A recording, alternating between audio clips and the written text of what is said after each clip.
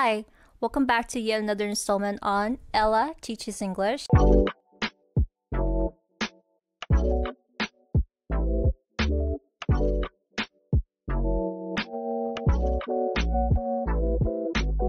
Today I want to talk about the topic of thinking in English, or how to build a 英语思维.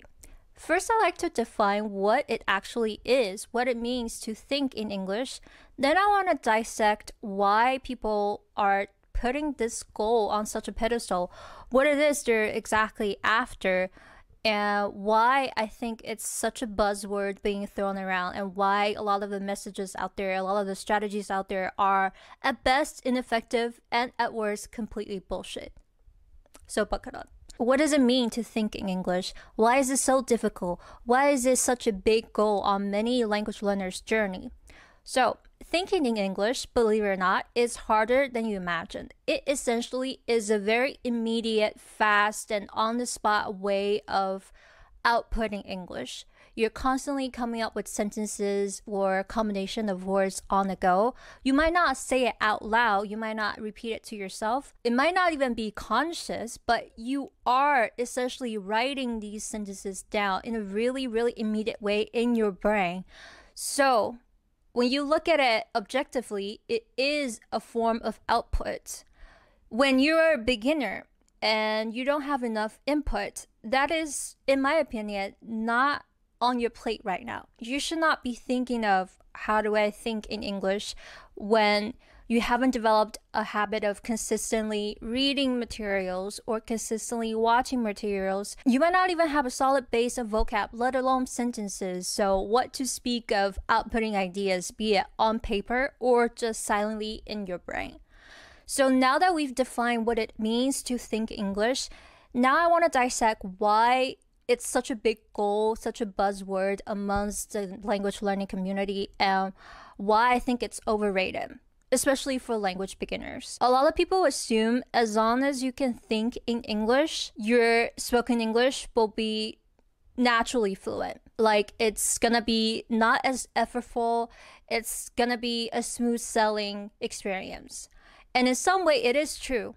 In some way, we need to eliminate the translating process. We need to swap out Chinese for a simpler version of English. But you gotta realize a lot of people don't study English in English.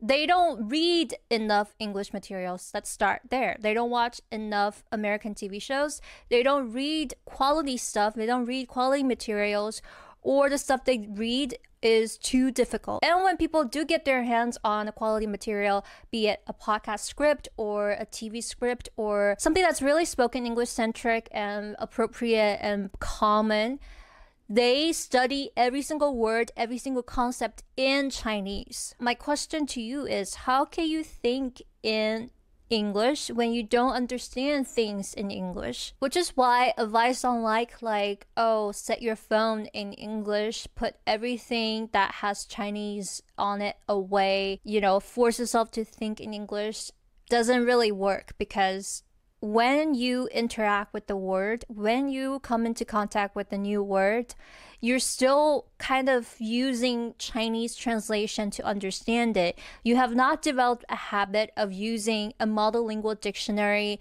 to understand an abstract word, especially. You have not developed a habit of using a picture dictionary to understand concrete real-life words, words that you can touch, words that have a picture behind it.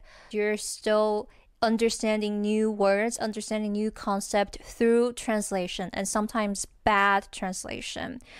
And the way to work around it is by slowly getting used to monolingual dictionaries. When you start out, you can use an advanced Chinese English dictionaries that have Chinese translations, yes, but there's also English definitions and, most importantly, phrases and sample sentences so that you can understand every word in its context.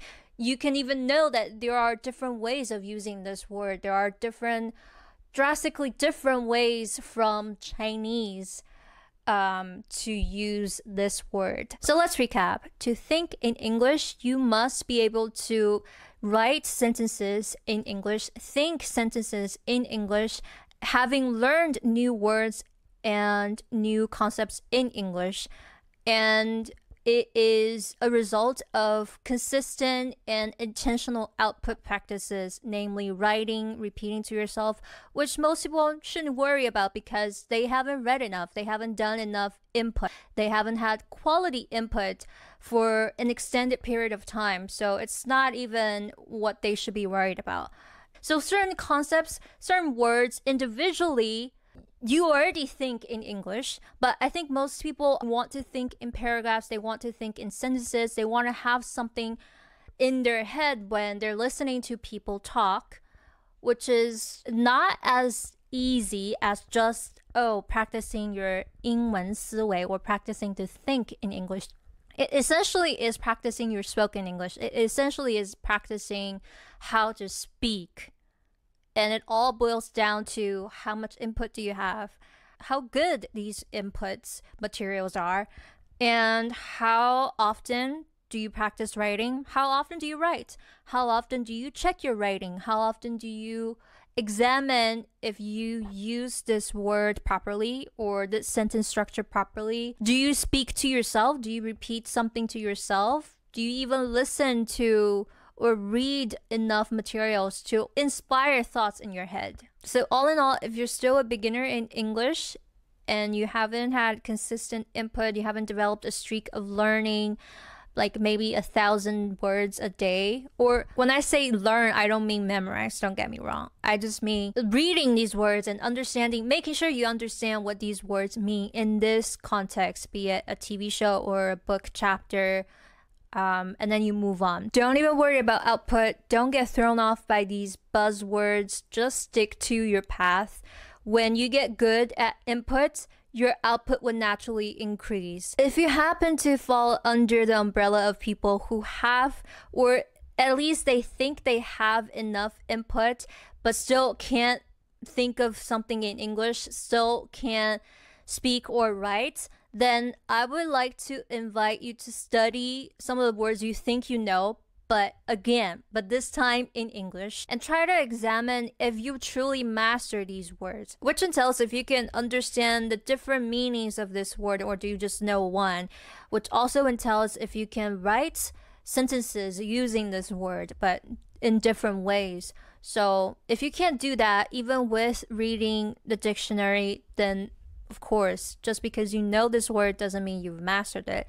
Then your output will reflect that. Sometimes a lot of people get too aggressive in the beginning. They want to read materials that are beyond their level, materials that have the vocab range beyond 3,000, which is not even common or practical in everyday life. So as a result, yes, you can read a lot of jargony stuff, a lot of terminologies, but you might have not mastered the words that are really common, but all the more difficult and versatile because they have so many different meanings. So yeah, in the first 6 months, don't even worry about output. Don't even worry about thinking or writing English. Don't even worry about speaking. Just focus on your basics. Focus on the basics of your pronunciation, the basics of your grammar.